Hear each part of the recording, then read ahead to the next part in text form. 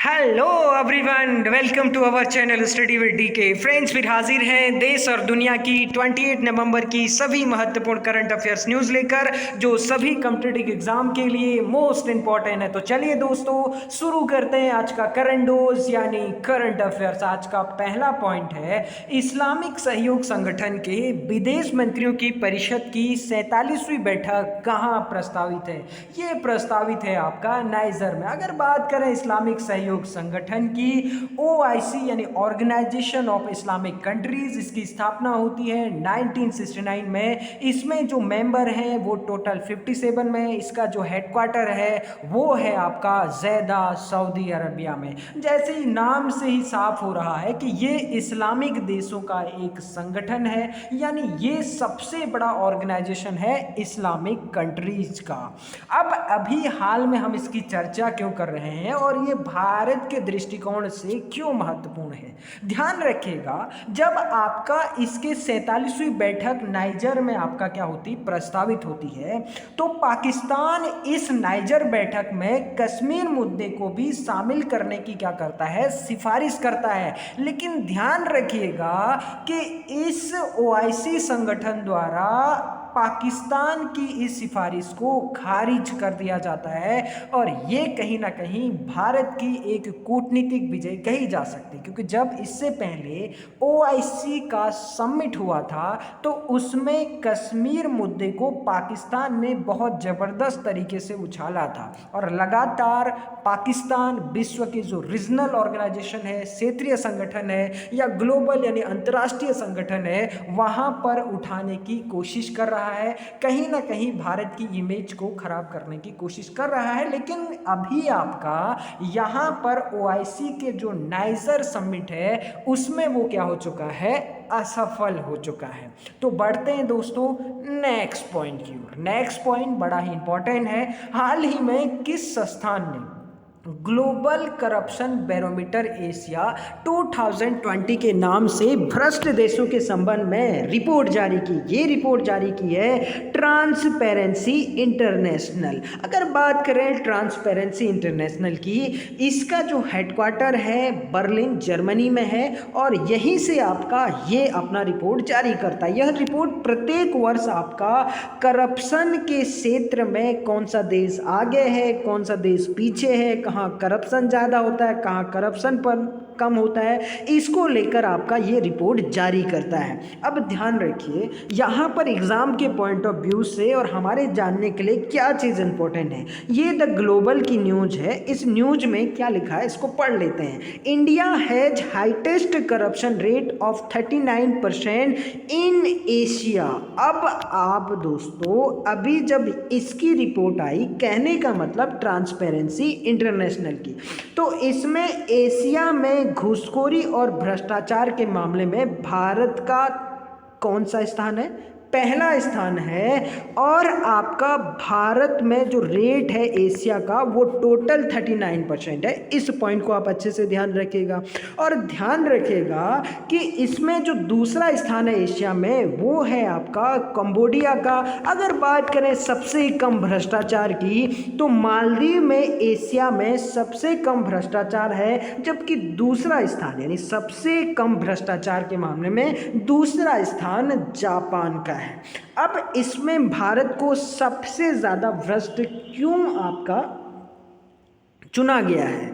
देखिए, इसमें एक बात बहुत महत्वपूर्ण शामिल की गई, जो हम सब लोग जानते हैं। होता क्या, जैसे मान लो एग्जाम्पल के लिए, हमें कहीं पर कोई काम कराना, हॉस्पिटल में या किसी आपका सरकारी ऑफिस में, तो होता क्या है, जब हम हॉस्पिटल जाते हैं तो हम कोशिश करते हैं कि भैया हमारा जल्द से जल्द काम हो जाए। तो हम अप्रोच करते हैं वहाँ पर, जैसे कोई पहचान का है या कोई दोस्त है या कोई रिश्तेदार है या कोई अधिकारी पहचान का है, तो हम कहीं ना कहीं, भारत का हर दूसरा व्यक्ति उसको क्या करता है, अप्रोच करने की कोशिश करता है, किसी भी तरीके से अपना काम निकालने की कोशिश करता है। तो इस विषय को भी शामिल किया गया है। और आप सभी लोग जानते हैं कि भारत का हर दूसरा व्यक्ति इस सिस्टम का हिस्सा बनता है, वो आपका जल्द में काम करने की कोशिश करता है। तो इस विषय को भी ट्रांसपेरेंसी इंटरनेशनल ने भारत में शामिल किया गया है, और भारत को घूसखोरी और भ्रष्टाचार में एशिया में पहला स्थान मिला है। तो ये एग्जाम के पॉइंट ऑफ व्यू से भी और आपका नॉलेज के पॉइंट ऑफ व्यू से भी बड़ा इंपॉर्टेंट है, तो इसको आप अच्छे से ध्यान रखिएगा। बढ़ते हैं आपका नेक्स्ट पॉइंट की ओर। नेक्स्ट पॉइंट बड़ा इंपॉर्टेंट पॉइंट है और काफ़ी चर्चाओं में भी है। हाल ही में अमेरिकी राष्ट्रपति की क्षमा शक्तियाँ खबरों में थी। अमेरिकी संविधान के किस अनुच्छेद के तहत क्षमा शक्तियाँ दी गई हैं? इसका राइट आंसर है अमेरिका संविधान के आर्टिकल 2 के तहत अमेरिका के राष्ट्रपति को क्षमा शक्तियाँ प्रदान की गई हैं। अब ये क्या होती है और क्यों चर्चाओं में है, इसको हम बहुत अच्छे से समझते हैं। सबसे पहले तो ध्यान रखिएगा, अभी आपका जो राष्ट्रपति हैं डोनाल्ड ट्रंप। अब आपके मन में एक सवाल भी आ सकता है कि सर अब तो जो बाइडेन बन चुके हैं, चुनाव जीत चुके हैं, तो आप अभी भी डोनाल्ड ट्रंप का नाम क्यों ले रहे हैं? देखिए होता क्या है, 20 जनवरी को आपका जो बाइडेन शपथ लेंगे और इसी 20 जनवरी से आपका जो बाइडेन अमेरिका के राष्ट्रपति होंगे। 20 जनवरी तक अमेरिका के राष्ट्रपति कौन रहेंगे? डोनाल्ड ट्रंप साहब रहेंगे। अब ध्यान रखिए, इन्होंने आपका अपने क्षमादान का, कहने का मतलब जो पार्डन पावर होती है, इस पार्डन पावर का क्या किया है? यूज किया है। और इसका यूज करते हुए इन्होंने आपका एक व्यक्ति हैं जिनका नाम है माइकल फ्लिन। अब ये हैं आपका माइकल फ्लिन, इनको आपका आर्टिकल 2 के तहत, यानी अमेरिका का जो आर्टिकल है उस आर्टिकल 2 के तहत इन्हें आपका क्षमादान दे दिया है। ठीक है ना। अब इनको आपका क्षमादान की आलोचना पूरे यूएसए में हो रही है। क्या है इसकी पूरी की पूरी कहानी, क्यों इनको सजा दी गई और क्या है पूरा का पूरा ये मैटर, इसको सबसे पहले समझते हैं। सबसे पहले तो याद रखिए दोस्तों, जैसे भारत में आपका अजीत डोभाल क्या है? सुरक्षा सलाहकार है, ठीक है ना, नेशनल सिक्योरिटी एडवाइजर है प्रधानमंत्री मोदी की और भारत के, ठीक है ना। इस पॉइंट को भी याद रखिएगा, कभी आपका वनडे एग्जाम में पूछ लिया जाता है कि भारत के सुरक्षा सलाहकार कौन है, ठीक है ना। तो जैसे ही भारत के एनएसए अजीत डोभाल हैं, ऐसे ही यूएसए के एनएसए कौन थे? जो सामने आपको स्क्रीन में दिख रहा है, माइकल फ्लिन, ठीक है ना। और ये ट्रंप के शासनकाल में ही आपका क्या थे? यूएसए के राष्ट्रीय सुरक्षा सलाहकार थे, माफ करेगा, सुरक्षा सलाहकार, ठीक है ना। अब आपका इनको सजा क्यों दी गई? हुआ क्या कि 2016 में डोनाल्ड ट्रंप पर यह आरोप लगाया गया कि उन्होंने आपका चुनाव जीतने के लिए रशिया की क्या ली? मदद ली।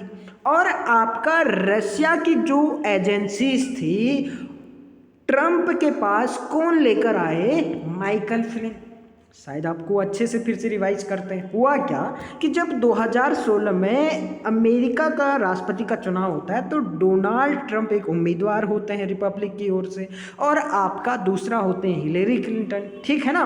तो उस समय आपका खबरों में, न्यूज़ में भी था, अगर आप न्यूज़ पढ़ते होंगे तो आपको ज़रूर एक आपका न्यूज़ ध्यान में होगी कि डोनाल्ड ट्रंप पे आरोप लगा कि इन्होंने रशिया एजेंसी की क्या ले रखी है? सहायता ले रखी है।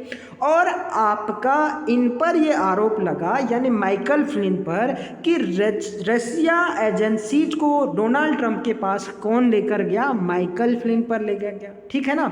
तो होता क्या है कि आप कह सकते हैं यहाँ पर कि भैया जो वहाँ की एजेंसीज थी उन्होंने डोनाल्ड ट्रंप को कैसे जिताया? क्योंकि इन्होंने आपका जो वहाँ की एजेंसीज थी रशिया की, उन्होंने सोशल मीडिया को बहुत ज़बरदस्त तरीके से मैनेज कर दिया। और आज के डेट में दोस्तों, अगर सोशल मीडिया को किसी के पास मैनेज करने की क्षमता है तो पूरा का पूरा इलेक्शन को क्या कर सकता है? मोड़ सकता है। तो उस समय जब इन पे आरोप लगा तो आपका इन्होंने इसको नेशनल सिक्योरिटी एडवाइजर से क्या कर दिया? हटा दिया, ठीक है ना। यानी वहां के सुरक्षा सलाहकार पद से किसको हटा दिया? माइकल फ्लिन को, क्योंकि इन पर लगातार आरोप लग रहे थे और इसकी जद में कौन आ रहे थे? माइकल फ्लिन भी आ रहे थे, ठीक है ना। बाद में क्या होता है कि जिस तरीके से भारत में सीबीआई होती है, ठीक है ना, भारत में जैसे सीबीआई होती है वैसे ही अमेरिका में भी कौन होती है? एफबीआई। कौन होती है? एफबीआई। अब ध्यान रखिएगा, इस FBI के द्वारा माइकल फ्लिन को गिरफ्तार कर लिया जाता है। डोनाल्ड ट्रंप ही आपका स्वीकार कर लेते हैं कि यही व्यक्ति आपका मेरे पास रशियन एजेंसीज को लेकर आया था, ठीक है ना। तो बाद में क्या होता है कि FBI के एक अधिकारी होते हैं, डायरेक्टर, जिनका नाम होता है कॉमे। और जब ये कॉमे आपका इसकी जांच करते हैं, यानी आपका माइकल फ्लिन ने जो इस रशियन एजेंसीज को डोनाल्ड ट्रंप के पास लेके गए थे, तो होता क्या है कि ये जो कॉमे अधिकारी थे FBI के, ये वहाँ की संसद, जिसे कांग्रेस कहते हैं, जैसे भारत में आपका संसद कहते हैं हम अपनी पार्लियामेंट को, तो वहाँ पर भी आपका कांग्रेस कहा जाता है। तो कांग्रेस आपका कौमे को माफ करेगा, कौमे जो होते हैं वो कांग्रेस को आपका रिपोर्ट सौंपते हैं। तो जब वो रिपोर्ट सौंपते हैं तो उसमें ये पाया जाता है कि ये कहीं ना कहीं दोनों उसमें क्या थे, शामिल थे। लेकिन होता क्या है कि उसी टाइम पर डोनाल्ड ट्रंप क्या कर देते हैं, कौमे को FBI के डायरेक्टर पद से हटा देते हैं।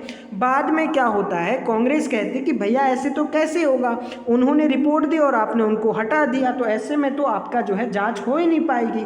तो होता क्या है कि वहाँ की जो कांग्रेस होती है वो वहाँ के सुप्रीम कोर्ट के पास जाती है।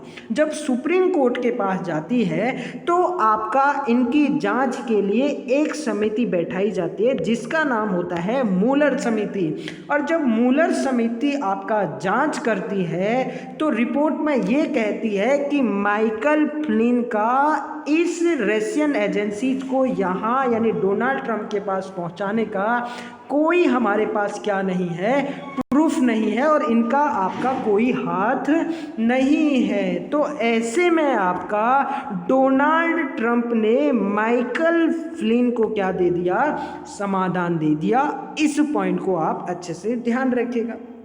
अब दोस्तों, ये जो क्षमादान की शक्ति है वो बहुत ही पावरफुल है USA के राष्ट्रपति की। अब जानते हैं भारत और USA के राष्ट्रपति के क्षमादान शक्ति में क्या क्या डिफरेंसेस है। सबसे पहले तो ध्यान रखिए दोस्तों, USA का जो राष्ट्रपति है उसकी जो क्षमादान की शक्ति है यानी आपका पार्डन पावर है, वो आपका एब्सोल्यूट है। एब्सोल्यूट का मतलब ये होता है कि उसके आपका डिसीजन को आप कहीं भी चुनौती नहीं दे सकते हैं, पहली बात तो ये याद रखिएगा। और दूसरा, आपका जो भी निर्णय राष्ट्रपति के द्वारा क्षमादान के मामले में लिया जाएगा वो उसके खुद के विवेक से होगा, यानी वो आपका कांग्रेस से, वहाँ की संसद से कोई भी सलाह नहीं लेगा। और ध्यान रखिएगा, वह केवल आपका जो सेंटर के मुद्दे होंगे, ठीक है ना, यानी केंद्र के जो मुद्दे होंगे उन्हीं पर आपका क्षमादान की शक्ति का प्रयोग कर सकता है। कहने का मतलब माफ कर सकता है। लेकिन अगर भारत की बात करें तो भारत का एक आर्टिकल है, आर्टिकल 72, जो ये राष्ट्रपति को ये अधिकार देता है कि आपका राष्ट्रपति को क्षमादान की शक्ति है। लेकिन ध्यान रखिएगा, भारत के प्रेसिडेंट को एब्सोल्यूट पावर नहीं है। कहने का मतलब अगर राष्ट्रपति किसी को क्षमा कर देता है या किसी को आपका छोड़ देता है, ठीक है ना, तो आपका माफ कर देता है यानी, तो ऐसे में इसको आप क्या कर सकते हैं, सुप्रीम कोर्ट में फिर से चुनौती दे सकते हैं, जबकि USA में बिल्कुल भी ऐसा नहीं है। दूसरी बात ध्यान रखिएगा, जैसे हमने अमेरिका के राष्ट्रपति में पढ़ा कि आपका उसे वहाँ की संसद यानी कांग्रेस से सलाह लेने की कोई ज़रूरत नहीं है, लेकिन भारत का एक आर्टिकल है 74 साफ साफ कहता है कि राष्ट्रपति कोई भी कार्य मंत्री परिषद के सलाह पर करेगा। यानी अगर मंत्री परिषद कहेगी कि इसको सजा दी जाए या इसको क्षमा कर दिया जाए या इसका आपका जो है जो नेचर है सजा कि उसको कम कर दिया जाए, तो आपका होता क्या है कि यहाँ पर जो भारत का राष्ट्रपति है वो मंत्रिपरिषद के सलाह पर ही क्या करेगा, काम करेगा। और ध्यान रखिएगा, वहाँ हमने देखा था कि वह सिर्फ केंद्र के मामलों पर, यानी कहने का मतलब सेंट्रल लिस्ट के सब्जेक्ट पर ही आपका माफ कर सकता है या किसी को सजा दे सकता है, लेकिन समाधान दे सकता है नहीं। लेकिन भारत का जो राष्ट्रपति है वो केंद्र और राज्य दोनों मुद्दों पर माफ़ कर सकता है। इस पॉइंट को आप अच्छे से ध्यान रखिएगा। तो ये था दोस्तों भारत और यूएसए का जो राष्ट्रपति है उनके क्षमादान पावर का कंपेयर। और अगर देखें तो आपका यूएस का जो प्रेसिडेंट है वो आपका भारत के मामले में क्षमादान यानी पार्डन पावर के मामले में ज़्यादा पावरफुल है, क्योंकि जो यूएसए का राष्ट्रपति होता है वो आपका प्रत्यक्ष रूप से जनता के द्वारा निर्वाचित होता है। भारत का जो राष्ट्रपति होता है वो अप्रत्यक्ष रूप से जनता के द्वारा निर्वाचित होता है। कहने का मतलब जनता के द्वारा चुने गए जो प्रतिनिधि होते हैं, रिप्रेजेंटेटिव होते हैं, उनके द्वारा चुना जाता है। और दूसरी बात ध्यान रखिएगा, जो एग्जीक्यूटिव पावर होती है, ठीक है ना, वो आपका अमेरिका के राष्ट्रपति के पास रियल पावर होती है। यानी कहने का मतलब कार्यपालिका की जो वास्तविक शक्ति होती है वो अमेरिका के राष्ट्रपति के पास होती है, जबकि भारत के राष्ट्रपति के नाममात्र की पावर है, उसके सारे शक्तियों का प्रयोग उसका मंत्रिमंडल करता है। कौन करता है? मंत्रिमंडल करता है। इस पॉइंट को भी आप अच्छे से ध्यान रखिएगा। तो आई होप दोस्तों आपको ये सारी की सारी बातें समझ में आई होगी। बढ़ते हैं आपका नेक्स्ट पॉइंट की ओर। नेक्स्ट पॉइंट भी बड़ा इंपॉर्टेंट है, ध्यान से सुनिएगा, बड़े इंटरेस्टिंग आपका चीज है। हाल ही में भारत ने किस देश के साथ सहतूत डैम, दोस्तों इसको जरूर याद रखिएगा, सहतूत बांध के निर्माण के लिए एक समझौते पर हस्ताक्षर किए। ये किए हैं अफगानिस्तान। अब ये जो डैम बनेगा वो एक्चुअली में अफगानिस्तान का एक शहर है जिसका नाम है आपका काबुल। क्या नाम है दोस्तों? काबुल। उसी शहर में एक नदी है जिसका नाम है आपका काबुल, ठीक है ना। तो वहीं पर आपका ये डैम बनाया जाएगा। ये है आपका अपना भारत, ठीक है ना।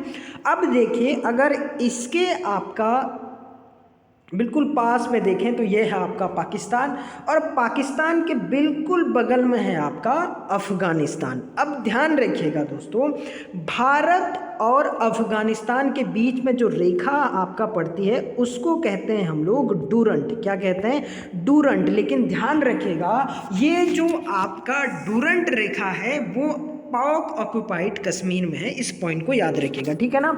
और आपका अगर भारत और पाकिस्तान के बीच की रेखा को देखें तो उसे कहा जाता है आपका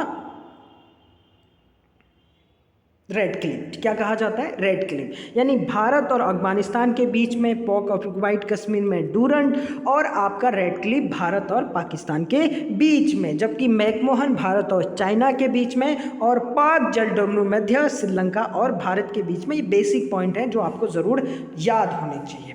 अब ये आपका क्यों इम्पोर्टेंट है, भारत की ये बहुत बड़ी सफलता क्यों मानी जा रही है, और क्या होगा इससे भारत को फ़ायदा, इस सारे के सारे पॉइंट को बहुत अच्छे से जानते हैं। सबसे पहले तो याद रखिए दोस्तों, अभी हाल ही में वर्चुअली एक सम्मेलन आयोजित किया गया, अफगानिस्तान सम्मेलन, ठीक है। कौन सा सम्मेलन आयोजित किया गया? अफगानिस्तान सम्मेलन आयोजित किया 23 और 24 नवंबर को। इसका आयोजन हुआ जेनेवा में। जेनेवा है आपका स्विट्जरलैंड, ठीक है ना। इस पॉइंट को याद रखिएगा। अब ये जो सम्मेलन होता है वो प्रत्येक 4 वर्ष में एक बार होता है, और इसकी खासियत कहें या उद्देश्य कहें, इसका उद्देश्य ये है कि दुनिया के देश इस बात पर इस अफगानिस्तान सम्मेलन में चर्चा करते हैं कि अफगानिस्तान को कैसे रिवाइव किया जाए, यानी उसको कैसे बसाया जाए, क्योंकि आतंकवाद ने आपका अफगानिस्तान की कुल मिला के पूरा का पूरा जो उसका कल्चर था, जो उसकी इकोनॉमी थी, उसकी शांति थी, सारी की सारी चीज़ें वर्तमान में क्या कर दी हैं? डिस्ट्रॉय कर दी हैं। और एक हिसाब से आतंकवाद का जो पूरा का पूरा साया है वो अफगानिस्तान पर पड़ा हुआ है। अब हुआ क्या, जब आपका इस सम्मेलन में भारत ने वर्चुअली शिरकत किया तो भारत ने 2 वादे प्रमुखतः इसमें किए। पहली बात तो याद रखिएगा कि भारत आपका 80 मिलियन, कितना मिलियन? 80 मिलियन आपका डॉलर खर्च करेगा अफगानिस्तान में 50 परियोजनाओं पर। कितने परियोजनाओं पर? 150 परियोजनाओं पर 80 मिलियन अफगानिस्तान में क्या करेगा? खर्च करेगा। और उसमें जो सबसे प्रमुख योजना है वो आपका काबुल नदी के ऊपर सहतूत डैम, ये आपको दिख रहा होगा, यही है आपका काबुल। और काबुल शहर के बिल्कुल जस्ट आपका सामने यानी उत्तर में उसका नाम है आपका सहतूत, ठीक है ना। अब ये जो सहतूत नदी है, ये सहतूत नदी एक्चुअली में ये जो हिंदुकुश पर्वत है यहीं से निकल कर आती है, ठीक है ना। और आपका यहाँ से काबुल जो कहाँ की राजधानी है? अफगानिस्तान की राजधानी है। अफगानिस्तान की राजधानी होते हुए यहाँ आके कहाँ मिल जाती है? पाकिस्तान की सिंध नदी में। कहाँ मिल जाती है? पाकिस्तान की सिंध नदी में। अब आप यहाँ पर अच्छे से ध्यान रखिएगा। अब ये जो काबुल नदी है, इस काबुल नदी पर ही सहतूत डैम बनाया जाएगा अफगानिस्तान में, ठीक है ना। अब जब इस पर सहतूत डैम बनाया जाएगा तो इसका पूरा का पूरा जो इन्वेस्टमेंट है, जो खर्चा है, वो भारत के द्वारा किया जाएगा। अब आपके मन में एक सवाल उठ सकता है कि भारत ऐसा क्यों कर रहा है? ध्यान रखिएगा, ये भारत की एक पानी की कूटनीतिक नीति है, ठीक है ना। होता क्या है, भारत और पाकिस्तान के बीच में एक बहुत ही महत्वपूर्ण समझौता होता है, आप नोट कर लीजिएगा, 1960 में, जिसे हम लोग सिंधु समझौते के नाम से जानते हैं। ये जो समझौता होता है ये विश्व बैंक की मध्यस्थता में होता है। किसके मध्यस्थता में? विश्व बैंक की मध्यस्थता में। ये बहुत बार पूछा गया है। अब ध्यान रखिएगा, पाकिस्तान में आपका टोटल जितनी भी नदियां हैं वो सारी भारत से होकर बहती हैं, यानी उन नदियों का जो ओरिजिन है वो कहाँ से होता है? भारत से होता है। अब ध्यान रखिएगा, जो ऊपर की 3 नदियां हैं, ठीक है ना, 3 नदियां जिनका नाम है आपका चिनाब, झेलम और सिंधु। चिनाब, झेलम और आपका ये जो 3 नदियां सिंधु, इनके पानी का प्रयोग कौन करेगा? पाकिस्तान करेगा। और नीचे की जो रावी, ब्यास, सतलज हैं, इनके पानी का प्रयोग कौन करेगा? भारत करेगा। ये आपका 1960 के सिंधु समझौते के तहत वर्ल्ड बैंक की मध्यस्थता में इस बात पर भारत और पाकिस्तान में क्या बनी? सहमति बनी। अब ध्यान रखिएगा कि इसमें ये था कि जो चिनाब, झेलम और सिंधु है, इस पर आपका भारत विद्युत ऊर्जा का क्या कर सकता है? उत्पादन कर सकता है। और भारत ने किया भी। तो हुआ क्या कि भारत ने इन पर क्या बना दिए? डैम बना दिए। तो ऐसे में हुआ क्या कि जब आपका यहाँ पर बारिश होती थी तो आपका भारत क्या कर देता था? यहाँ से पानी छोड़ देता था। भैया पूरा पाकिस्तान का ये वाला जो इलाका है, ये पूरा का पूरा आपका इस्लामाबाद, लाहौर वाला इलाका, ये बाढ़ से भर जाता था। और जब गर्मी का मौसम आता था, सूखा पड़ता था, तो भारत इन एरियाज पर, इन नदियों को क्या कर देता था? पानी रोक लेता था अपने डैम में। तो ऐसे सिचुएशन में कुल मिला के पाकिस्तान में कभी बाढ़ और कभी सूखे वाली सिचुएशन आ जाती है। यानी पाकिस्तान दोनों तरफ से भारत का जो पानी की कूटनीति की नीति है उसमें कहीं ना कहीं आपका बहुत परेशान था। अब इसका पाकिस्तान बहुत ज़्यादा विरोध कर रहा है। वो क्यों कर रहा है? क्योंकि कहीं ना कहीं इसका जो लिंक है, इन नदियों का जो लिंक है, वो भी इसी से जुड़ा हुआ है। इसलिए मैं बार बार एक शब्द का यूज कर रहा हूँ कि डिप्लोमेसी ऑफ वाटर, यानी पानी की कूटनीति। अब होगा क्या, मैंने आपसे थोड़ी देर पहले कहा कि ये जो नदी है, ये जो हिंदुकुश पर्वत है, यहाँ से निकलते हुए काबुल होते हुए खैबर आपका पख्तूनवा एक जगह है, यहीं पर ये सिंधु नदी में क्या हो जाती है? मिल जाती है। अब भारत क्या करेगा कि यहाँ पर डैम बनाएगा। और भारत का ये कहना है अफगानिस्तान से कि यहाँ पर जो काबुल में लगभग आपका 20 मिलियन लोग, यानी लगभग आपका जो है 2 करोड़ के आसपास जो लोग रहते हैं, उनको पानी मिल जाएगा। साथ में ही आपका यहाँ पर आप विद्युत उत्पादन भी कर सकते हैं। तो एक काम करिए, यहाँ पर पानी रोक दीजिए। अब क्या होगा, यहाँ पर पानी रोक देगा तो पाकिस्तान में वही सिचुएशन हो जाएगी। भैया गर्मी के टाइम पर ये पानी रोक देगा और आपका बारिश के टाइम पर पानी छोड़ देगा। तो गर्मियों में यहाँ पानी की कमी और आपका बारिश के मौसम में यहाँ पर बाढ़ जैसी सिचुएशन आ जाएगी, क्योंकि इस डैम से पानी छोड़ दिया जाएगा। क्योंकि ये आपका पाकिस्तान का ऐसा इलाका है, आप इसी काबुल नदी से यहाँ पर पानी की क्या होती है? आपूर्ति होती है। तो आई होप दोस्तों ये सारी की सारी आपको बातें समझ में आई होंगी कि सहतूत डैम का डिप्लोमेटिक जो उद्देश्य है भारत का क्या है और भारत इसको क्यों डेवलप कर रहा है। है, कहाँ डेवलप कर रहा है, किस नदी पर डेवलप कर रहा है, ये एग्ज़ाम के पॉइंट ऑफ व्यू से बहुत ज़्यादा क्या है, इम्पॉर्टेंट है। तो बढ़ते हैं दोस्तों नेक्स्ट पॉइंट की ओर। ये है आपका अफगानिस्तान का मैप। नेक्स्ट पॉइंट है, हाल ही में मुंबई अहमदाबाद बुलेट ट्रेन का ठेका किस कंपनी को दिया है? ये दिया है लार्सन एंड टूब्रो कंपनी। अब ध्यान रखिएगा, ये जो लार्सन एंड टूब्रो कंपनी है ये एक्चुअली में जापान की कंपनी है। अब अभी ध्यान रखिएगा, भारत सरकार ने यानी प्रधानमंत्री नरेंद्र मोदी जी ने कल ही आपका 24,000 करोड़ रुपए इस लार्सन एंड टूब्रो को, जो गुजरात वाला इलाका है, वहाँ पर आपका बुलेट ट्रेन के निर्माण के लिए पैसे रिलीज किए हैं। अब ध्यान रखिएगा, ये भारत सरकार के द्वारा किया गया अब तक का सबसे बड़ा सरकारी आपका क्या है, टेंडर है। बहुत अच्छे से दोबारा इसको रिपीट कर लेते हैं कि भारत के द्वारा किया गया यह सबसे बड़ा सरकारी ठेका यानी गवर्नमेंट टेंडर है आज तक के इतिहास का। और ध्यान रखिएगा, शुरुआत में जब ये बुलेट ट्रेन को लेकर हमने समझौता किया था तो हमारा लक्ष्य था कि 2022 तक आपका ये जो बुलेट ट्रेन है वो भारत में दौड़ने लगे, ठीक है ना, मुंबई से अहमदाबाद के बीच में। मुंबई का एक बांद्रा है और जो गुजरात का साबरमती है, इसके बीच में आपका जापान के सहयोग से हम इस बुलेट ट्रेन को क्या करना चाहते थे, दौड़ाना चाहते थे। अब ध्यान रखिएगा, इसकी जो लागत थी वो बहुत ज़्यादा थी, वो थी आपका 1,10,000 करोड़। कितनी थी?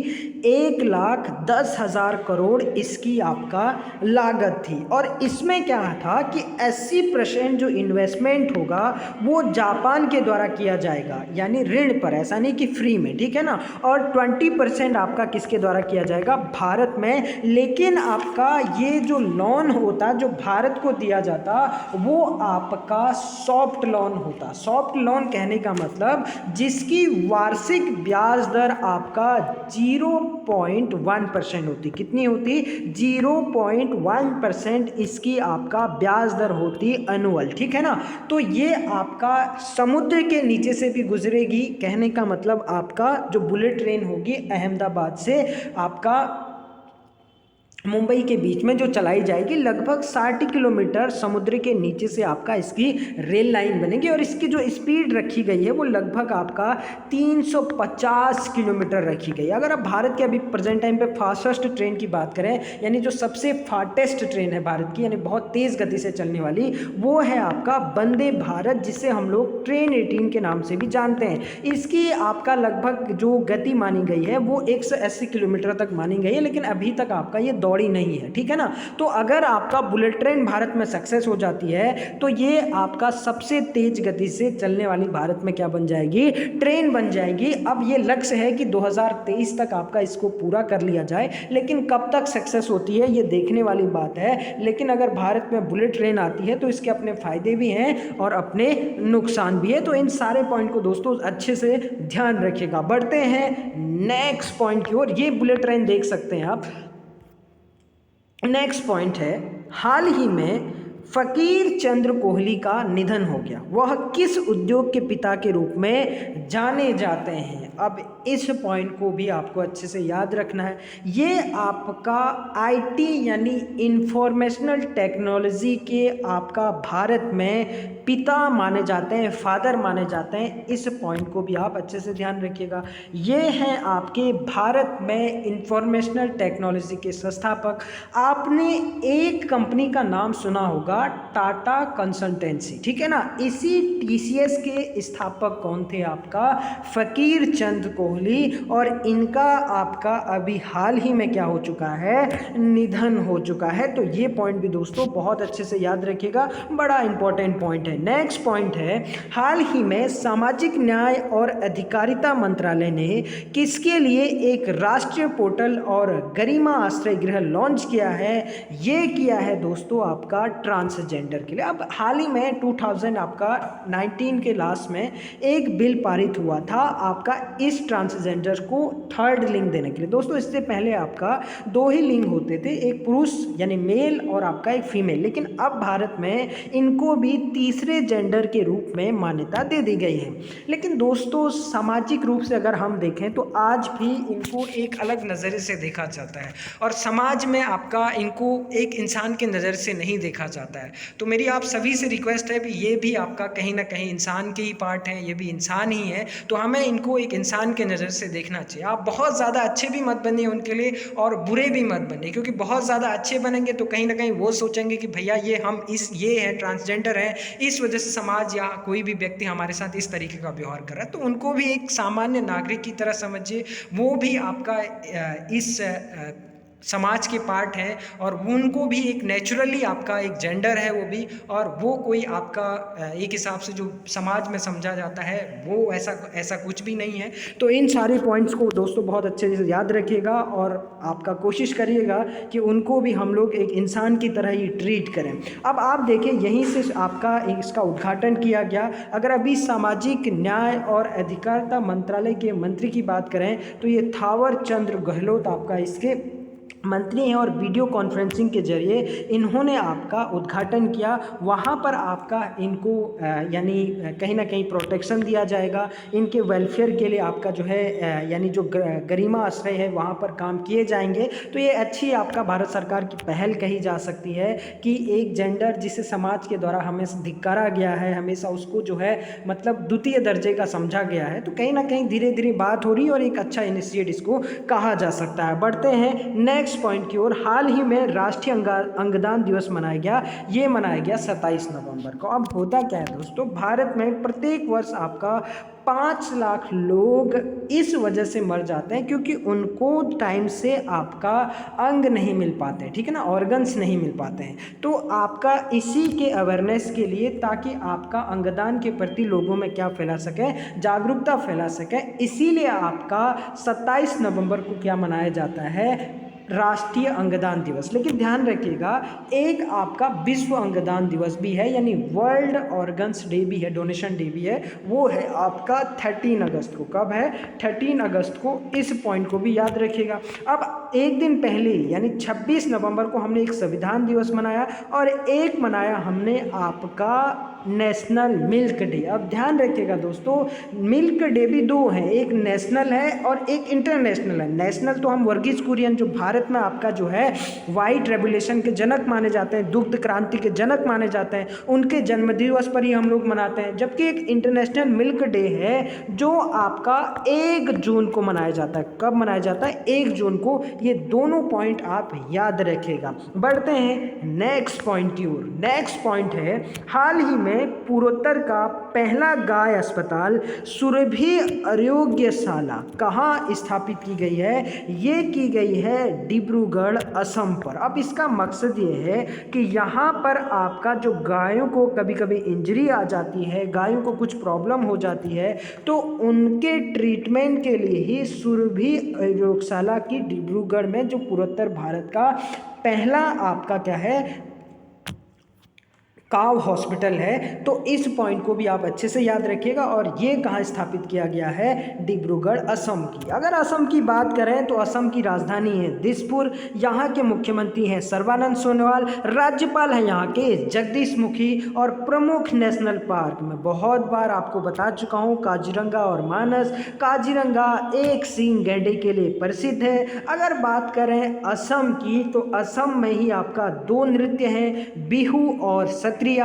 ये दोस्तों बहुत बार एग्जाम में पूछे गए हैं। अगर बात करें विश्व के सबसे बड़े नदी द्वीप की, और उसका नाम है आपका माजुली, और माजुली नदी द्वीप कहाँ स्थित है? ब्रह्मपुत्र नदी के तट पर असम में ही स्थित है। और इस सारे पॉइंट को दोस्तों बहुत अच्छे से ध्यान रखिएगा। और आपका जो ब्रह्मपुत्र नदी है ये असम से होकर ही आपका आती है, यानी ये जो बहती है वो तिब्बत से होकर आपका अरुणाचल प्रदेश, फिर अरुणाचल प्रदेश से आपका असम होते हुए, फिर असम से आपका नीचे बंगाल में, और बंगाल में इसे यानी बांग्लादेश में इसे आपका जमुना नाम से जाना जाता है। तो ये पॉइंट भी दोस्तों बेसिक से पॉइंट है, लेकिन अच्छे से इनको ध्यान रखिएगा क्योंकि एग्ज़ाम में अक्सर पूछे जाते हैं। नेक्स्ट पॉइंट है, हाल ही में सौंग बांध, ये दोस्तों एक्चुअली में यहाँ पे मिस्टेक हो गई है, ये है आपका सौंग डैम। क्या है? सौंग डैम। इस सौंग डैम की पर्यावरणीय स्वीकृति मिली है, ठीक है ना। यह किस राज्य में स्थित है? यह है दोस्तों आपका उत्तराखंड राज्य में। कहाँ पर स्थित है? उत्तराखंड राज्य में। अगर उत्तराखंड की बात करें तो उत्तराखंड की जो राजधानी है, ये रहा आपका उत्तराखंड का मैप। उत्तराखंड की राजधानी है आपका देहरादून। कहाँ है? देहरादून। और देहरादून के समीप ही धनौल्टी के आपका पास में ही ये क्या है, ये डैम को स्वीकृति मिली है। काफ़ी लंबे समय से आपका जो पर्यावरणीय आपका मंत्रालय था उसके द्वारा इसको स्वीकृति नहीं मिली थी, तो अभी आपका इसको स्वीकृति मिल चुकी है। अगर बात करें आपका सौंग डैम की, तो ये देहरादून में पहला तो आपका पेयजल की आपूर्ति करेगा। 6 मेगावाट बिजली का जो उत्पादन है वो आपका इस डैम के द्वारा किया जाएगा। 148 मीटर आपका इस डैम की क्या होगी? ऊंचाई होगी। 1200 करोड़ की लागत से ये डैम बनाया जाएगा और आपका ये देहरादून के पास जो सौदना गांव है वहां पर ही उस लोकेशन में क्या है, स्थित है। अगर बात करें उत्तराखंड में डैम की, तो एक है आपका टिहरी गढ़वाल, ठीक है ना।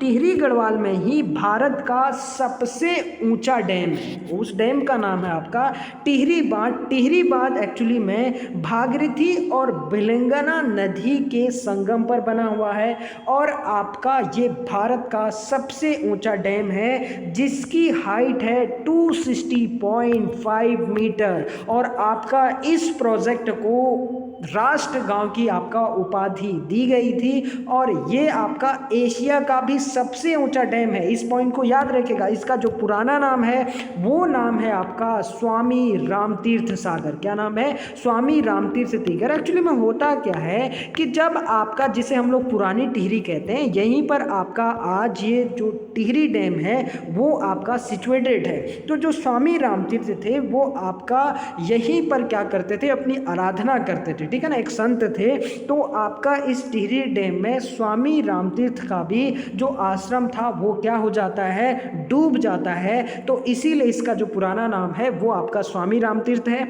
अभी प्रेजेंट टाइम पे इसे टिहरी डैम के नाम से जाना जाता है। तो लंबे समय से उत्तराखंड में एक मांग है कि इसका नाम श्रीदेव सुमन के नाम पर सुमन डैम रखा जाए, क्योंकि आपका ये जो पुरानी टिहरी है यहीं पर आपका श्रीदेव सुमन ने 84 डेज की क्या की थी? भूख हड़ताल की थी। और उस भूख हड़ताल के बाद उनकी क्या हो जाती है? मृत्यु हो जाती है। दोस्तों ध्यान रखिएगा, ये जो टिहरी डैम है इसका डिज़ाइन तैयार किया था प्रोफेसर जेम्स ब्रून। किसने किया था?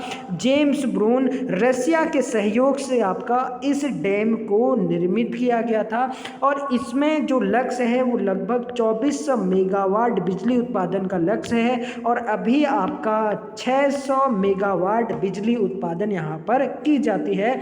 और आपका 1972 में इसको बनाने की शुरुआत होती है। उसके बाद आपका बहुत बड़ा लंबा आंदोलन चलता है और फाइनली ये आपका क्या हो जाती है? बनकर तैयार हो जाती है। तो ये टिहरी डैम से रिलेटेड भी सारे पॉइंट अच्छे से याद रखिएगा। और अभी जो ये सौंग बांध है इसको जो आपका क्या मिली है? अनुमति मिली है। ये सौंग नदी पर ही आपका बनाई जाएगी देहरादून में और 148 मीटर इसकी क्या रखी गई है? हाइट रखी गई है। तो ये था दोस्तों आज की सभी महत्वपूर्ण करंट अफेयर्स का एनालिसिस। फिर मिलते हैं ताज़ा तरीन करंट अफेयर्स न्यूज़ लेकर। तब तक आप पढ़ते रहिए। Thank you very much. God bless you all.